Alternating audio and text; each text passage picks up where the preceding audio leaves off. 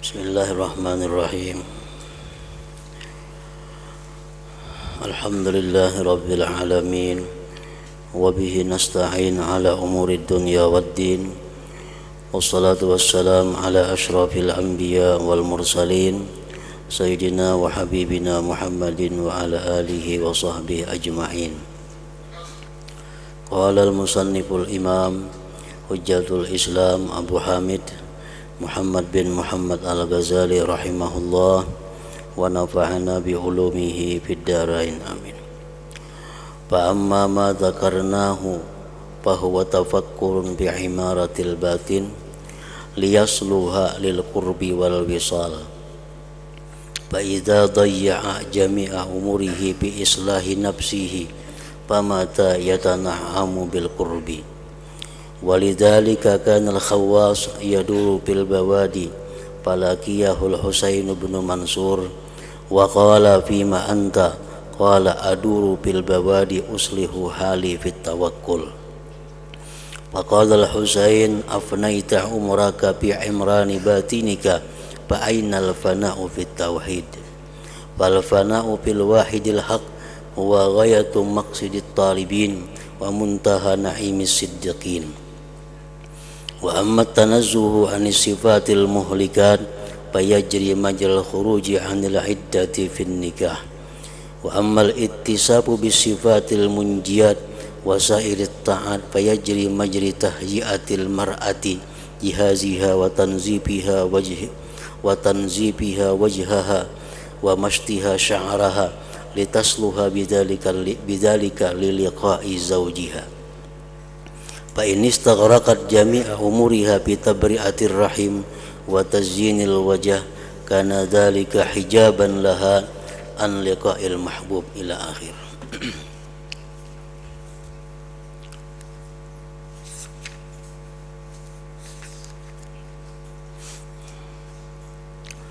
Makna daripada kalamul Imam Hujjatul Islam Al-Ghazali rahimahullah.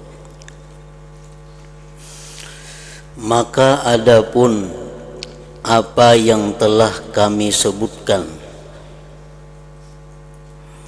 maka itu adalah tafakkur tentang pembangunan batin agar ia patut untuk berdekatan dan menyambung hubungan dengan Allah Subhanahu wa ta'ala. Apa yang telah dijelaskan oleh pengarang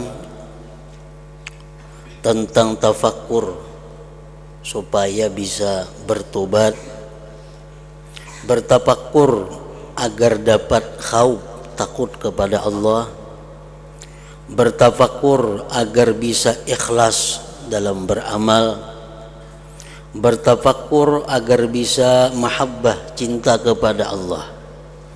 Nah, tafakkur seperti itu merupakan pembangunan batin, merupakan pembangunan hati, agar ia hati itu patut layak untuk berdekatan dan menyambung hubungan dengan Allah Subhanahu wa ta'ala.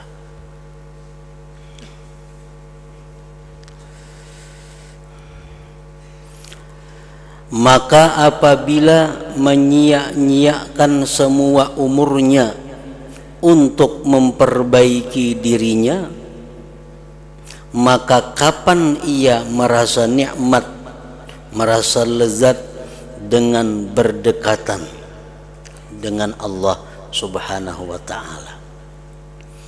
Kalau inya selalu bertafakkur untuk tobat, selalu tafakkur agar bisa ikhlas, selalu bertafakkur agar bisa cinta kepada Allah, itu hajenang diurusnya sehingga menghabiskan umurnya.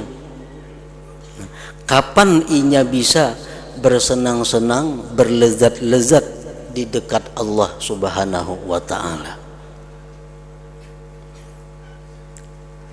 Nah, jadi artinya bahwa kita bertafakkur agar bisa tobat, kita bertafakur agar bisa takut kepada Allah, kita bertafakur agar bisa ikhlas, itu ada masa-masanya, ada ukurannya. Jangan dihabiskan umur hanya untuk tafakur seperti itu. Sama dengan orang membangun bangunan, bangun apabila tuntungnya, apabila mendiaminya. Tuntung di dapur, baiki pulang kamar. Baik sudah kamar, rumbak pulang dapur. Dapur baik, baiki pelatar. Pelatar baik, baiki pelapun. Itu aja diudak sepanjang umur. Kapan bisa menikmati bangunan itu? Nah, seperti itu juga orang-orang yang menghabiskan umurnya hanya untuk tafakkur agar bisa takut kepada Allah. Itu aja diurusnya. Nah, apabila inya sampai agar bisa mendapatkan kelezatan dengan Allah Subhanahu wa ta'ala itu.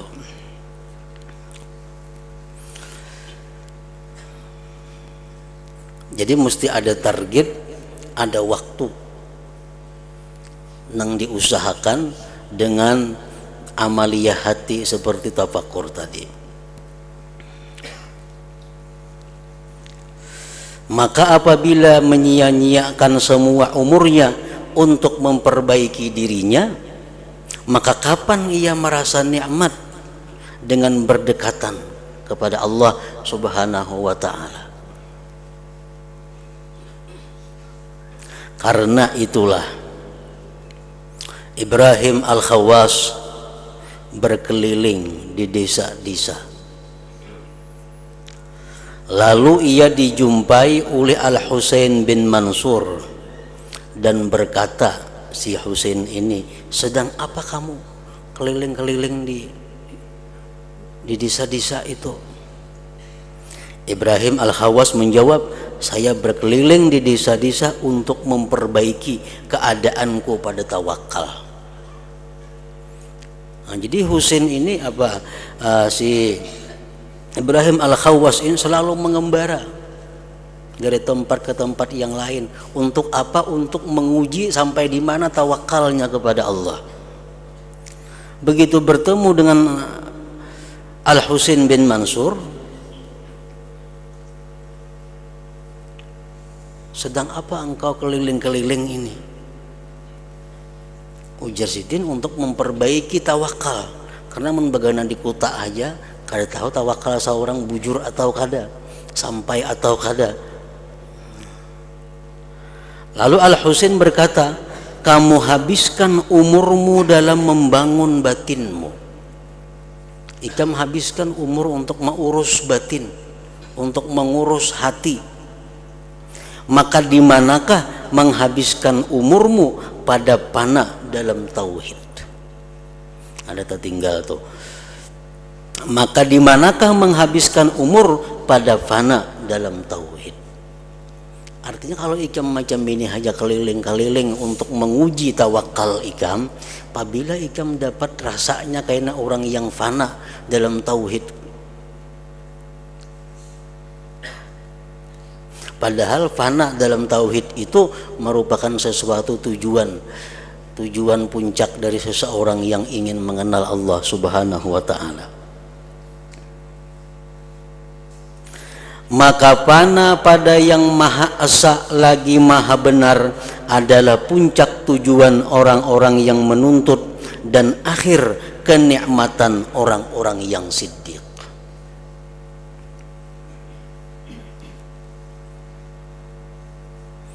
Artinya fana itu al-ghaibah anisyai lilazzatil musyahadah.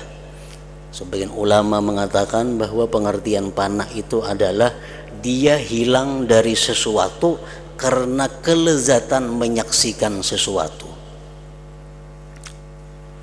Orang tuh kenyamanan merasakan sesuatu sehingganya kadang merasa lagi sesuatu yang lainnya selain sesuatu yang dirasakannya itu. Nah, ini yang dimaksud adalah inya tauhid.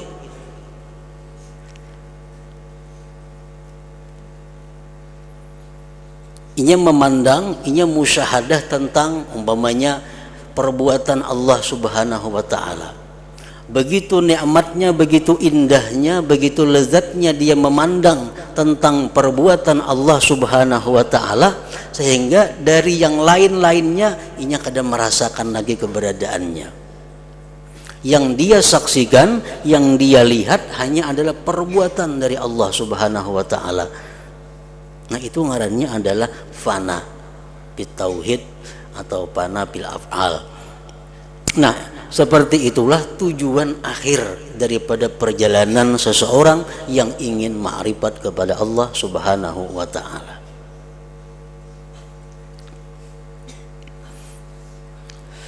Jadi kayak apa kita membayangkan nyamannya, membayangkan nikmatnya, membayangkan lezatnya sesuatu tauhid itu. Jangankan di alam dunia ini, di dalam surga itu pun kenikmatan yang paling nikmat adalah begitu seseorang bisa memandang zat Allah Subhanahu wa taala.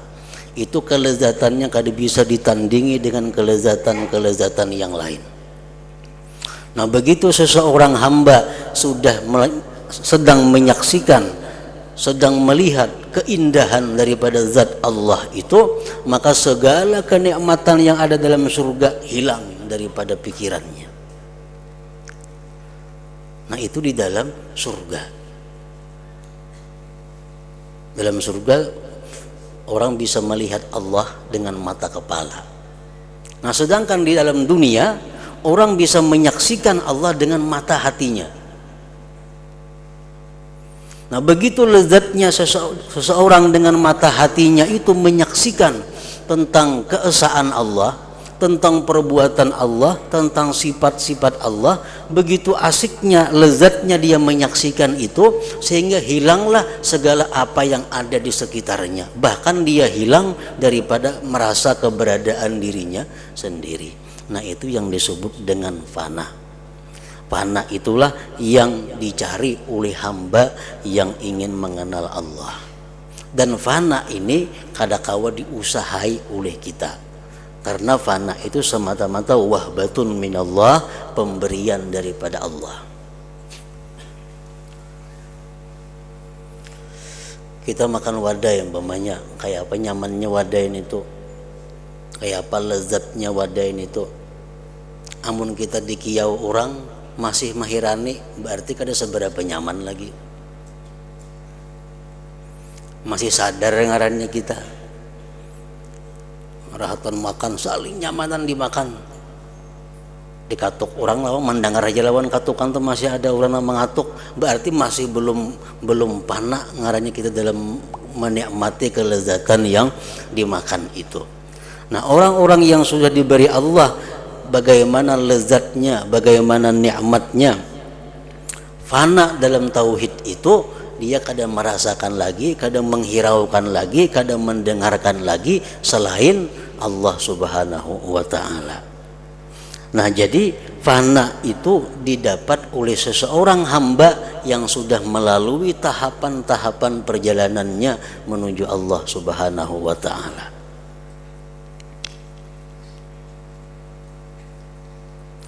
Maka fana pada yang maha esa lagi maha benar adalah puncak tujuan orang-orang yang menuntut dan akhir kenikmatan orang yang siddiq. Kawalah kita supaya fana, kita misalnya adakah ilmunya supaya fana? Kada ada. Fana itu semata-mata anugerah Allah kepada orang-orang yang dicintainya. Kalau macam tobat itu kawa kita usahai, syukur kawa diusahai, sabar kawa diusahai, dengan pelajaran-pelajaran dan nasihat-nasihat kita bisa sabar. Kalau fana kada kawa, fana kada kawa. Orang tuh pahit liur, orang garing pahit liurnya. Kita beri makani wadah yang nyaman-nyaman, kawalah kita menyamanakan inya supaya nyaman. Kada kawa ngeliurnya pahit. Kayak apa aja nang disuruh lawan inya, kada kawa, karena perasaan nyaman itu kada ada pada dirinya. Nah, kayak itu juga macam fana ini kada kawa kita dapati dengan ilmu, tetapi panah ini adalah merupakan satu anugerah Allah Subhanahu wa taala.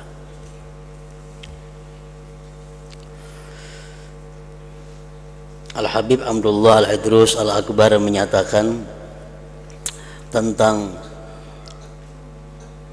apa-apa yang diberikan Allah melalui usaha yang kita lakukan, maka Allah berikan sesuatu sebagai pembuktian bahwa apa yang kita lakukan itu diterima oleh Allah. Contohnya tobat. Nah, kita sudah merasa bertobat kepada Allah. Cuma tobat kita itu apa sudah diterima Allah atau kada? Dosa kita sudah diampuni Allah atau kada? Kita sudah merasa bertobat. Nah, kita kada tahu nih tuh tobat diterima atau kadanya.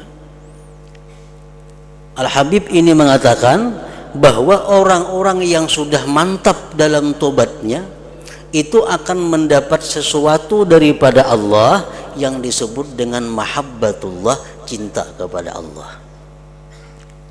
Nah, cinta kepada Allah artinya apa? Bahwa tanda orang yang tobat diterima itu dia cinta kepada Allah. Tandanya orang cinta apa? Selalu ingat, sering kali menyebut-nyebut namanya. Nah, itu tanda orang yang cinta. Nah, jadi selama diri kita belum ada perubahan kecintaan kita kepada Allah, sebelum dan sesudah tobat kada ada perubahan kecintaan kita kepada Allah, itu menunjukkan tobat kita belum mantap, belum bujur. Nah, tobat itu kita kau mengusahai, kita kau pelajari, kita kau membiasakan. Tapi kalau cinta kepada Allah itu kada kau itu hadiah dari Allah. Kalau kita mencintai seseorang yang kita kada tahu, kada kau. Kalau kada diberi hadiah oleh Allah.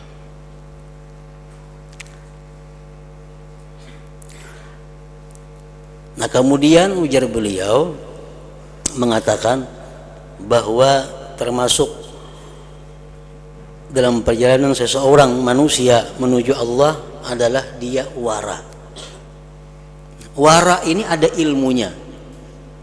Kayak apa supaya bisa wara? Ada ilmunya dan ada latihannya.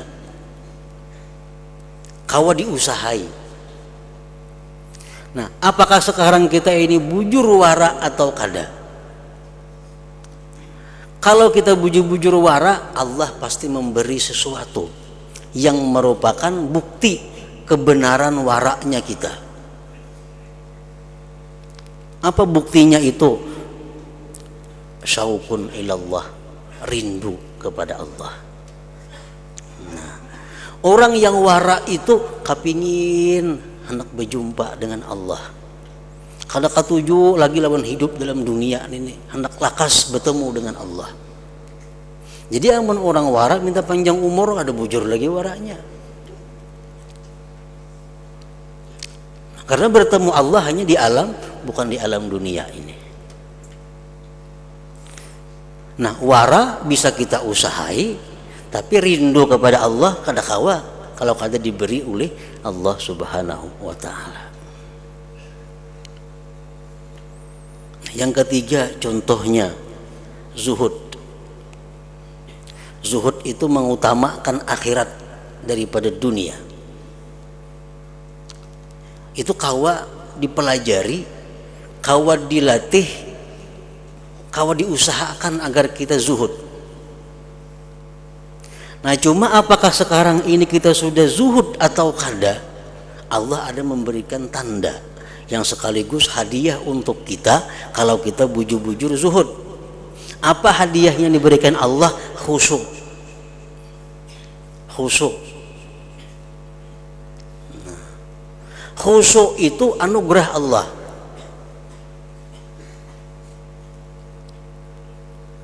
Kayak apapun kita mempelajari masalah khusyuk, kalau kita kada dapat anugerah, kada kawa khusyuk sembahyang itu. Baca Quran kah, beribadah kah. Pada tahu sudah cara-caranya, tetap kada kawa khusyuk. Karena khusyuk itu adalah mauhibah, pemberian Allah. Nah, kayak apa cara supaya diberi Allah kita ini khusyuk itu? Zuhud.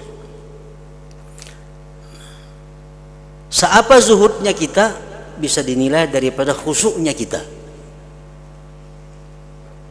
Nah, orang-orang yang masih dalam golongan hubbud dunia, orang-orang yang masih dalam golongan mencintai dunia, itu sulit untuk khusyuk. Bisa kadang-kala khusyuk. Karena Allah akan memberi khusyuk kepada orang-orang yang mencintai dunia.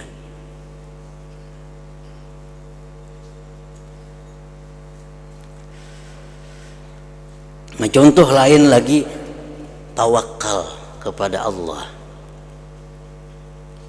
Nah, tawakal ini ada pelajarannya. Tawakal ini ada ilmunya. Tawakal ini bisa dilatih.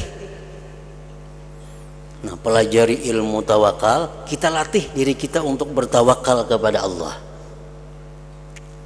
Nah, kalau tawakal kita itu sudah bujur, tawakal kita sudah mantap, hanya Allah memberikan sesuatu kepada kita yang disebut al-fana, fana tadi. Nah, jadi artinya orang-orang yang belum merasakan bagaimana tawakal itu kada akan bisa merasakan bagaimana fana dalam tauhid itu.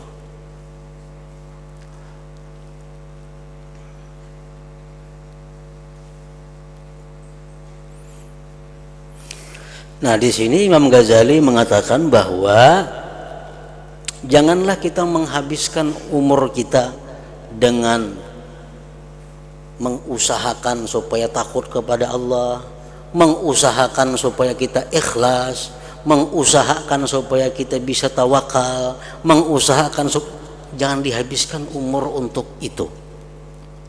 Amun dihabiskan umur untuk itu, kapan kita bisa menikmati fana? Bagaimana kita bisa menikmati lezatnya orang dekat dengan Allah Subhanahu wa ta'ala?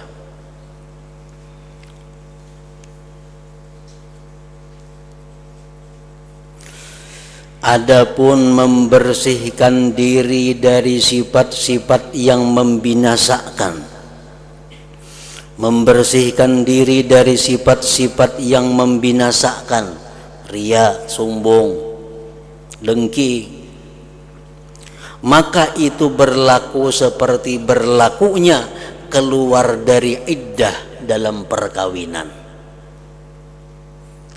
Umpamanya seorang perempuan ini ditinggalkan wafat suaminya,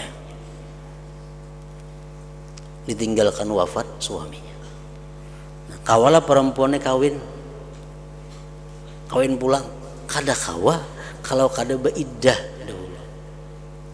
Apa gunanya iddah itu? Tabri'atur rahim, membersihkan rahimnya. Nah, jadi kita berusaha membersihkan diri dari sifat-sifat yang tercela itu sama dengan perempuan dalam iddah untuk membersihkan rahimnya. Iddah itu ada kalau masanya.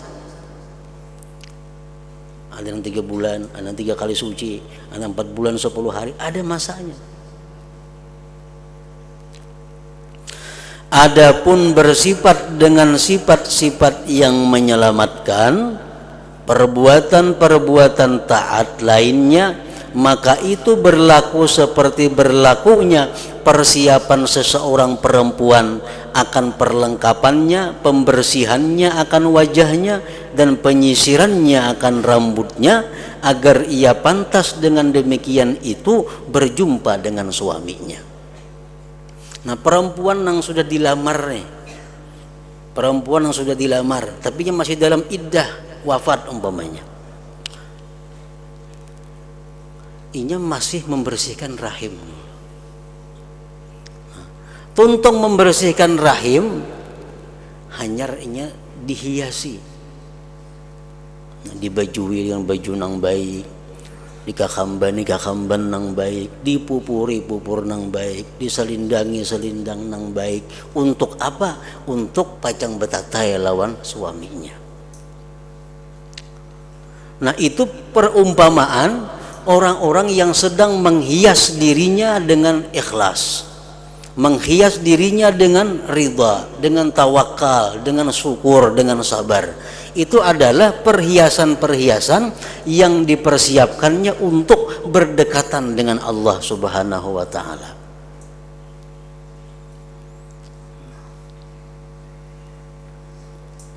Kalau perempuan itu menghabiskan semua umurnya dalam membersihkan rahim dan menghiasi wajah, maka demikian itu menjadi dinding baginya daripada berjumpa dengan yang dicintai. Nah, amun berhias kada bakal tuntungan apabila bertatainya.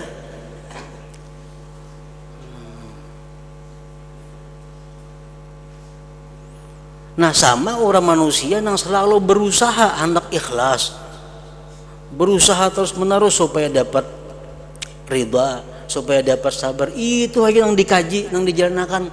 Apabila bisa dapat anugerah Allah untuk dekat dengan Allah.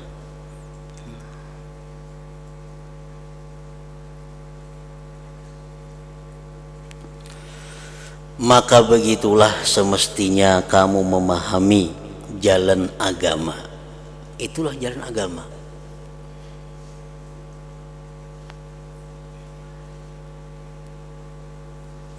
Kalau kamu termasuk orang-orang ahlul mujalasah, orang-orang yang hendak semajelis dengan Allah. Yang macam-macam golongan manusia ini. Misalnya seorang raja. Raja ini inya menggaji rakyatnya umpamanya 1 juta per bulan. 1 juta per bulan. Asalkan rakyatnya mau bekerja ke ini. Nah, rakyat yang digaji ini kada rata pemikiran pemahamannya. Ada yang sudah merasa puas, merasa cukup dengan bekerja demikian dapat gaji 1 juta. Sudahnya merasa puas. Ini kada perlu tahu siapa rajanya, kada perlu tahu kayak apa orangnya, kada perlu tahu kayak apa pribadinya, kada perlu tahu. Nampun tiap bulan 1 juta dapat bisukan begawi kemarin bulik. Ada manusia yang seperti itu. Kayak apa kehebatan rajanya, ini kada mikirkan itu. Tanggal 1 juta, iya sudah. Sebulan 1 juta. Nah, ada manusia-manusia yang berpikir hendak tahu lawan raja itu kayak apa. Nah, supaya bisa dekat. Barangkali kini ada lebihnya daripada yang tiap bulan diberinya ini. Ada yang hendak dekat lagi, ada yang hendak ketujuh bakawan lawan raja. Nah, macam-macam manusia.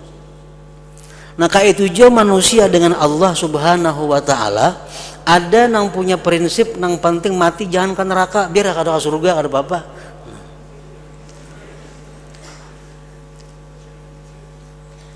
Ada yang berpikir biar mati ke surga, karena bertamuan Tuhan kada jadi masalah, yang penting ke surga. Memang bidadari banyak kada jadi masalah. Nah, ada yang pikirannya kayak itu. Ada manusia yang berpikir aku hendak dekat dengan Allah, aku hendak semajelis dengan Allah, aku selalu bisa berkomunikasi dengan Allah. Nah, macam-macam manusia.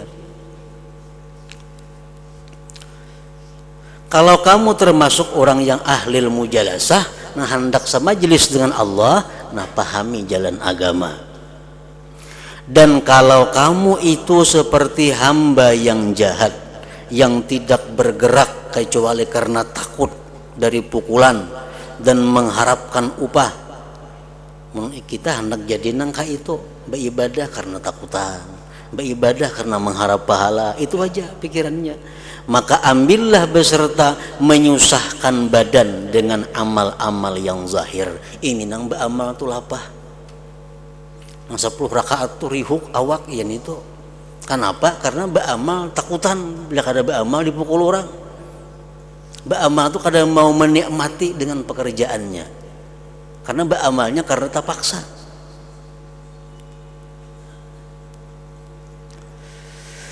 Sesungguhnya di antara kamu dan hati ada dinding yang tebal. Nah, orang ini hatinya terkunci. Bersedekah takutan, kada bersedekah kalau ku bahaya lainnya. Nah, bersedekah. Bersedekah ada yang mengharapkan pahala dari Allah. Nah, orang nang macam ini sakit kada ada nikmatnya beramal itu. Maka apabila kamu menunaikan amal perbuatan dengan sebenarnya, ini beramal karena takutan lawan siksa Allah, beramalnya bujur-bujur, beramal bujur-bujur beramalnya, maka kamu termasuk penghuni surga. Masuk surga juga matinya. Tetapi untuk mujalasah, untuk bermajlis dengan Allah, untuk sekedudukan dengan Allah, maka itu ada kaum yang lain, ada orang yang lain, ada masuk orang ini di situ.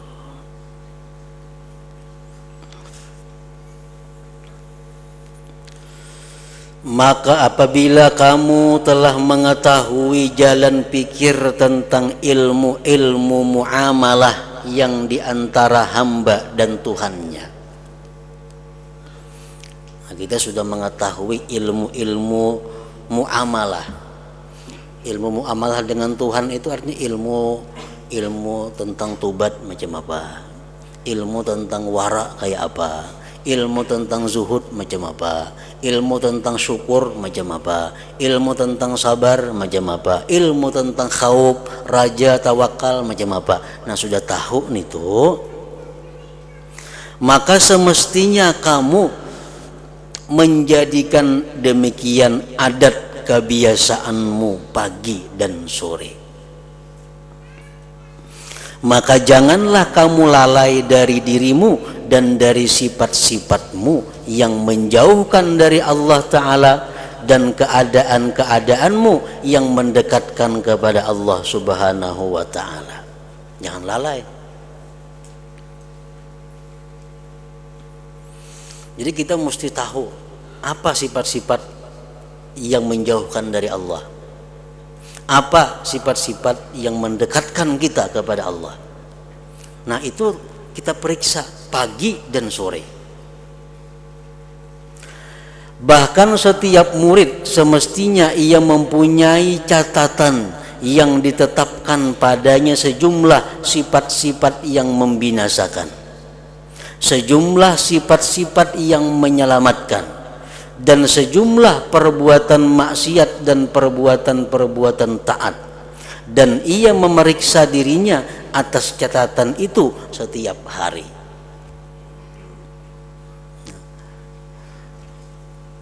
Umpamanya sabar, syukur, kita periksa. Nah, aku selama ini sudah bisa sabar, sekarang aku sudah bisa sabar. Nah, curit, artinya sekarang kalau sudah bisa sabar, kada perlu lagi tafakur untuk mencari sabar karena sudah bisa. Nah, kemarin sebuting nggak ada pikiran lagi. Syukur, nah sekarang aku sudah bisa bersyukur, sudah bisa jadi orang yang syukur. Curit, syukur. Nah, artinya apa? Kada usah lagi berpikir mencari dalil-dalil supaya bisa jadi orang yang bersyukur. Mak dua buteng sudah nang kawa diambil sifat-sifat nang menyelamatkan, supaya jangan membuang waktu dengan membaiki tadi, supaya jangan membuang waktu dengan membangun hati terus menerus, kayaknya kada bakal untungan.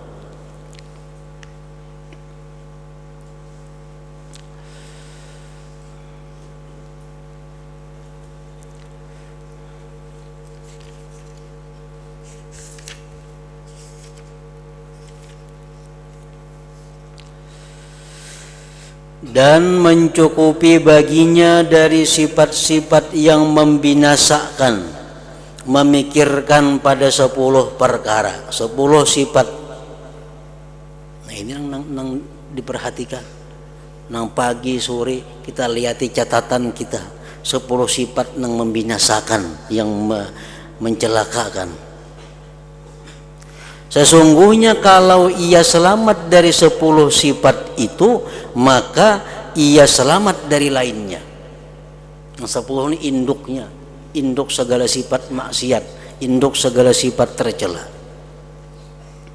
yaitu kikir, sombong, ujub, ria, hasad, sangat marah, rakus kepada makanan, rakus kepada bersetubuh, cinta harta, dan cinta kedudukan.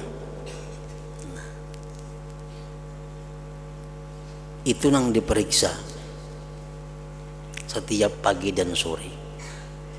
Kalau kita sudah kada ada lagi punya sifat ria umpamanya, kada perlu kita memikirkan kayak apa cara supaya kita terhindar daripada ria. Kada perlu membuang-buang waktu. Kalau kita bukan tergolong orang yang kikir, kita kada tergolong orang kikir, kada perlu kita memikirkan mencari ilmu kayak apa caranya supaya sifat kikir itu hilang. Kada perlu, karena sudah selamat daripada sifat kikir itu. Nah, 10 sifat yang jahat ini kalau kita bisa mengatasinya, maka itu bisa menghilangkan seluruh sifat-sifat yang tercela. Karena setiap satu dari antara 10 sifat yang ini beranak pinak. Kikir contohnya, bakhil. Bakhil ini bisa memakan hak orang. Ini kadang mau keluar ampunnya. Duit ada ya, cuma kadang mau keluar, mintaan orang. Nah, memakan ampun orang. Karena bakhil, karena kikir, inya kada ikhlas dalam bersedekah, ria. Karena bakhil, inya kada bujur dalam berzakat. Nah, jadi kalau orang itu selamat daripada bakhil kikir ini, banyak sifat-sifat buruk yang hilang. Jangankan inya memberi orang, jangankan bersedekah sunat, inya melaksanakan yang wajib berzakat saja mun kawa diakalinya kayak apa? Supaya manfaatnya tabulik ke seorang. Itu kada sah zakatnya. Nah, zakat nah. Besuakan motor kula kada boleh ini tuh. Memberi zakat tapi besuakan motor orang disuruh. Nah, zakat sapuyakan rumah kada kawa. Nah, zakat kajiakan Quran sahatam kada kawa. Zakat ini hak orang yang ada pada diri kita. Jadi zakat itu harta orang yang ada di rumah kita. Jangan merasa ampun seorang. Nang orang kada bujur bezakat ini merasa zakat itu duit seorang. Padahal itu duit orang nang mesti diserahkan kepada nang berhak. Nah, kenapa demikian terjadi? Karena kikir. Kenapa seseorang itu kikir? Karena merasa nang mendapat duit itu usahanya seorang kada berian Allah. Tuhuk mencari titik paluh jar nyata oleh duit lalu kikirnya. Kada merasa bahwa tenaga yang diberi itu berian Allah, rezeki dari Allah, seorang ini hanya jalannya aja. Nah, karena merasa usaha ini seorang, nang lapah gerak-gerik ini ampun seorang, timbul si kikir ini. Nah, selamat dari kikir, banyak selamat dari nang sifat buruk lainnya. Nang bajakat mestinya bulan Muharram ditunda ke bulan Mulut, yang makanya duitnya pas Mulut jadi gunakan. Nah, daripada kikirnya orang ini Mulut duit zakat, nah apa mana menunda zakat ke bulan Mulut daripada kulirnya keluar duit. Padahal zakat tuh ampun orang ada nama macam itu betakon boleh lah, ada yang boleh bang macam itu. Nah,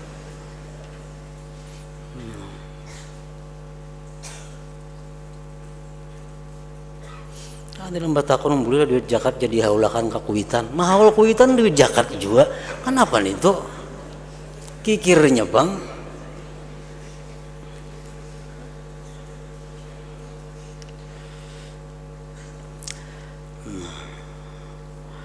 Dan daripada sifat-sifat yang menyelamatkan ada 10, yaitu penyesalan atas dosa-dosa, sabar atas bencana, ridha dengan qada, bersyukur atas segala nikmat, sikap tengah antara takut dan harap, zuhud pada dunia, ikhlas dalam amal perbuatan, bagus budi pekerti terhadap makhluk, mencintai Allah Ta'ala dan khusyuk kepadanya.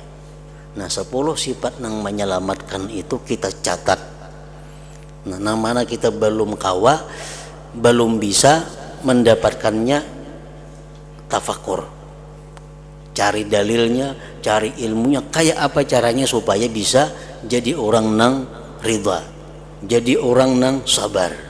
Nah kalau sudah bisa dicurit, kada perlu lagi diusahakan untuk mengurangi pikiran-pikiran kita kepada yang sudah ada.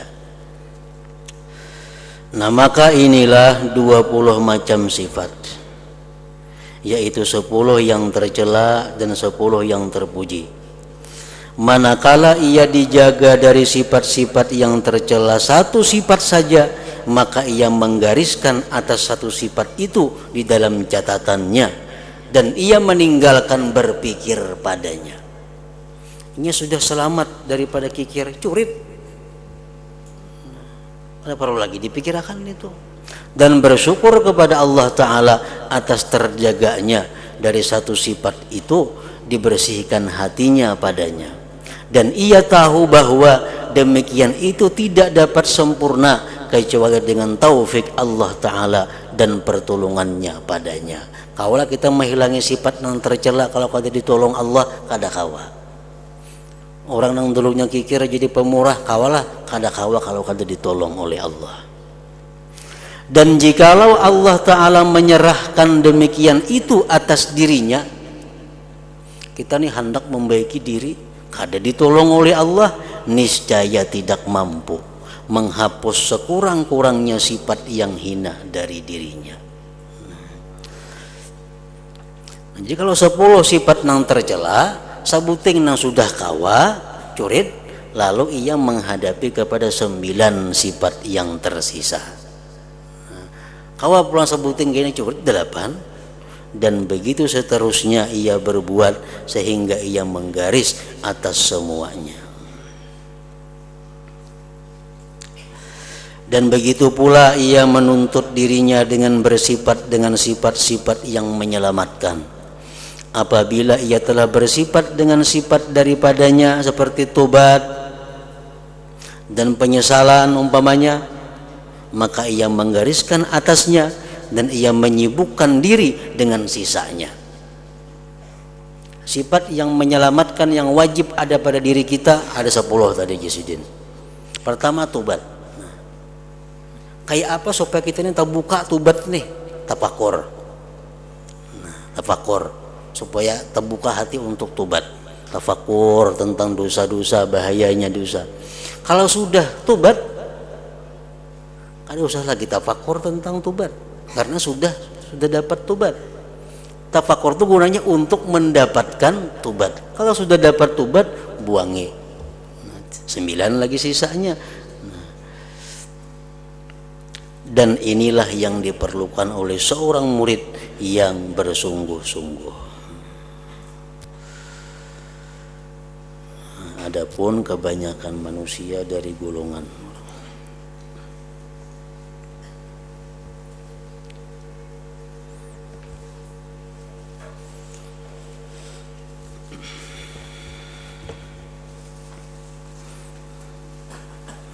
afdalul dzikri fa'lam annahu la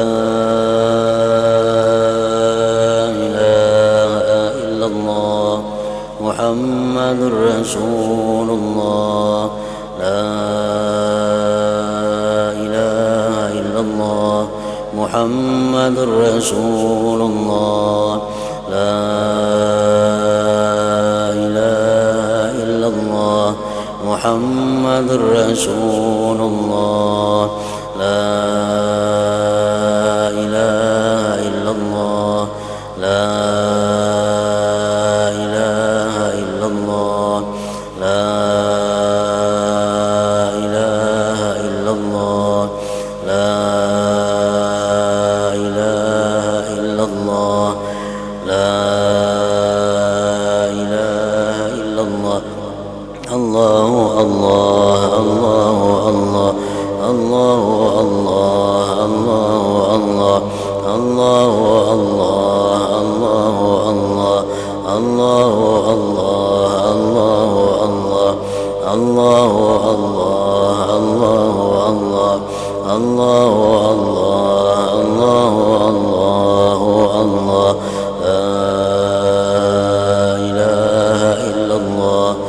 محمد رسول الله لا إله إلا الله محمد رسول الله لا إله إلا الله محمد رسول الله لا إله إلا الله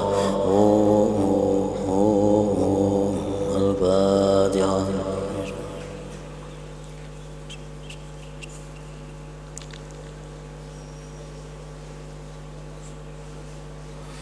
فيا أيها الراجون منه شفاعة صلوا عليه وسلموا تسليما اللهم صل وسلم